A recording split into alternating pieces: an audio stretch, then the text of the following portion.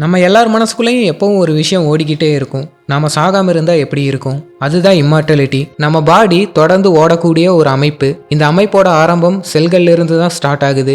மனிதர்களோட உடம்புல ட்ரில்லியன் கணக்கான செல்கள் இருக்கு. இந்த செல்கள் எல்லாமே பர்மனன்ட் ஆனது இல்ல. டைம் போக போக பழசாகும், டேமேஜ் ஆகும். செல்கள் டேமேஜ்ல இருந்து தப்பிக்கணும்னா செல் பிரிவு ரொம்ப முக்கியம். பழைய செல்களுக்கு பதிலாக புது செல்கள் வரணும். அந்த ப்ராசஸை செல் டிவிஷன்னு சொல்லுவாங்க. இது பர்ஃபெக்டான ப்ராசஸ் இல்லை. செல்கள் பிரியும் போது டிஎன்ஏ காப்பி ஆகுது. அப்படி ஆகும்போது பிழைகள் உருவாகுது.